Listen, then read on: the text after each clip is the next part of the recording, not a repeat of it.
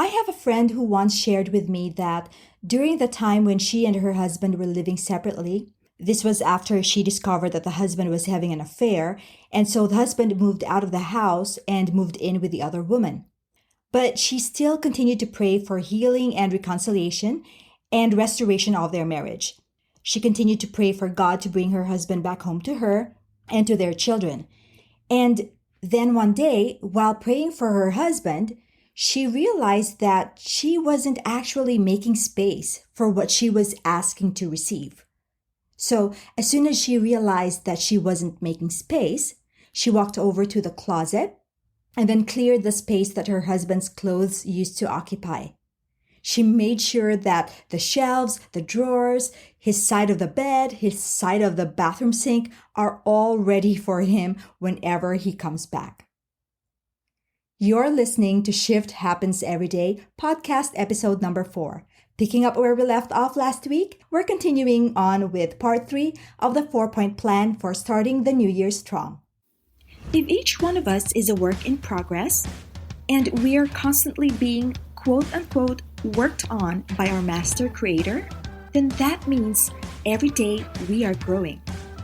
Every day we are evolving. Every day we are expanding. And so that also means that where we are standing right now in life may not provide sufficient space to allow for that expansion. And so what do? We shift. You may not have realized this yet, but you shift every day. We shift positions, we shift gears, we shift directions, we shift perspectives. This is just a natural and beautiful part of life. Hi, this is Myla Saavedra. My weekly podcast, Shift Happens Every Day, is all about finding just the right tiny adjustments we can make every single day to make room for these shifts in life without being overwhelmed or shocked. And most importantly, without the need to be perfect. I invite you to subscribe to my brand new podcast show, Shift Happens Every Day. Episodes will be released once every week. So come as you are, bring your favorite cup of joe, and let's get ready to make a big shift.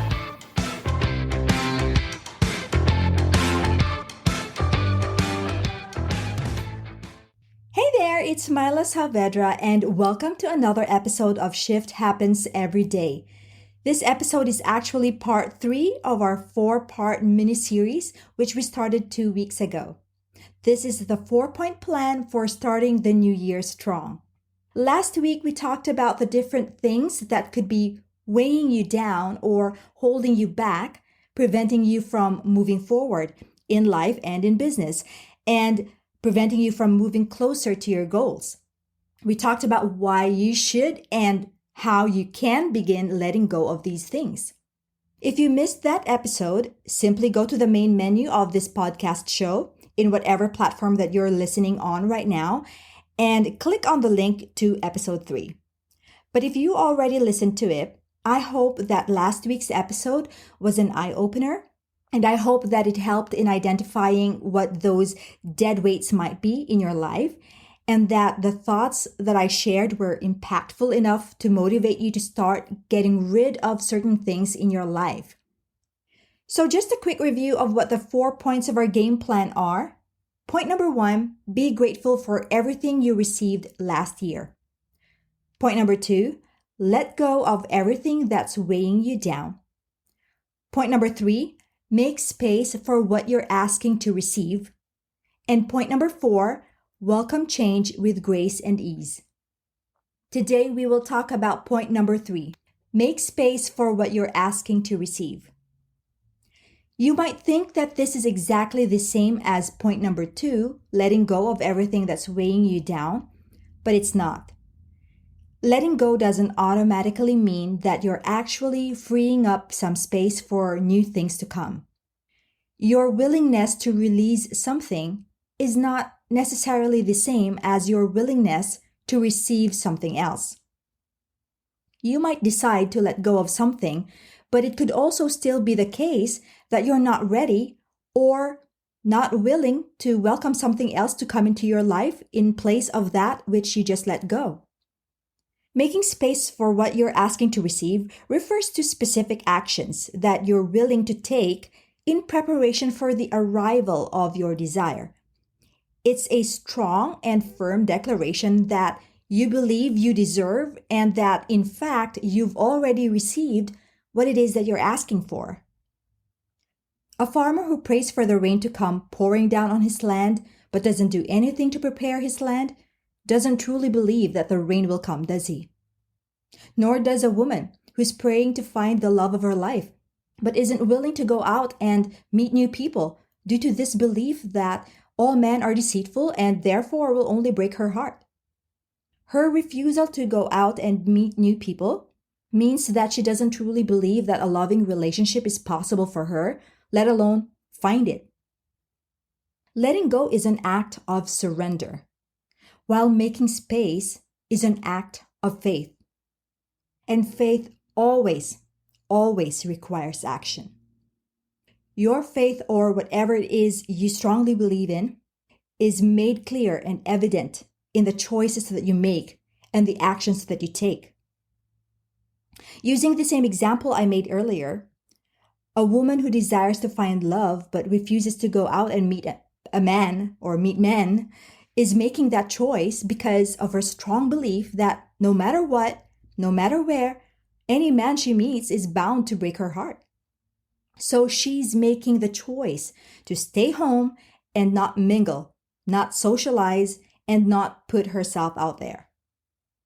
But a woman who has faith that good men are still out there and that she deserves a chance to meet one of those good men out there, regardless of having had a not so pleasant experience in the past, will choose to go out and meet people. Yes, the logic and the principle behind it are very simple, very easy to grasp, and yet a lot of people still end up missing the point.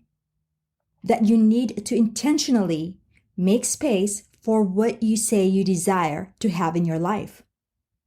I have a friend who once shared with me that during the time when she and her husband were living separately, this was after she discovered that the husband was having an affair, and so the husband moved out of the house and moved in with the other woman. But she still continued to pray for healing and reconciliation and restoration of their marriage. She continued to pray for God to bring her husband back home to her and their children. And then one day, while praying for her husband, she realized that she wasn't actually making space for what she was asking to receive. So as soon as she realized that she wasn't making space, she walked over to the closet and cleared the space that her husband's clothes used to occupy. She made sure that the shelves, the drawers, his side of the bed, his side of the bathroom sink are all ready for him whenever he comes back. Now, the point I'm trying to make here is not to compromise the values that you stand for, okay? I'm aware that there are certain lines that should never be crossed and certain sins that are deemed unforgivable in a marriage. So if you're thinking, are you kidding me? That husband shouldn't be given a second chance. You wouldn't be wrong for thinking that, but that's not the point I'm making. What I'm trying to point out is that this was my friend's desire for her husband to realize, repent, and return. And as soon as she realized that her actions were not in alignment with what she's been praying for, she immediately made some changes. Did the changes that she made guarantee her husband's return? Of course not. And this is what I meant when I said that letting go is an act of surrender, while making space is an act of faith. Whatever it is that you're hoping to manifest this year, it's time to ask yourself if you're mentally, emotionally, and even physically ready to receive it. You need to self-examine and identify where you might be doing things that are actually blocking the blessing. What do you need to rearrange in your life to allow for certain changes to happen? If you want to pursue a job at a specific company, which is in another state, for example, but you haven't even done your research on what steps you need to take to actually move to that state, how do you expect to manifest that desire? If your goal is to take a trip to Europe sometime this year, another example, but you haven't even taken the time to check the cost of airfare or hotels, what that looks like is that you're not ready for it or not even serious about it. What areas in your life need some clutter clearing so that there is room to accommodate new blessings? If you say you're unhappy in your relationship right now, you feel taken for granted, or you feel disrespected, or you feel devalued in the relationship, and yet you choose to stay, your choice to stay is keeping you from meeting the person who's actually capable of giving you that love and respect and appreciation. So let these serve as empowering thoughts for you, empowering questions to ask yourself. Let me repeat those 2 questions for you, okay? What do you need to rearrange in your life to allow for certain changes to happen? And what areas in your life need some clutter clearing so that there is room to accommodate new blessings? I'm stopping here for now and we'll continue on with point number 4, the last one in our list, next week. So once again, my dear friend, thank you so much for joining me today for this episode of Shift Happens Every Day. I can't wait to connect with you again and explore more ways to shift our mindset for living a more fulfilling life. Thank you so much for tuning in. Take care and stay safe. If you love listening to this podcast, please leave a review in Apple Podcasts and spread the love around by sharing it with your friends and loved ones. I'd sincerely appreciate your support.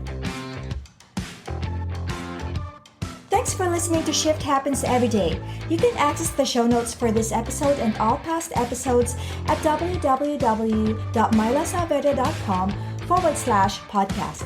Please join us again in the next episode of Shift Happens Every Day.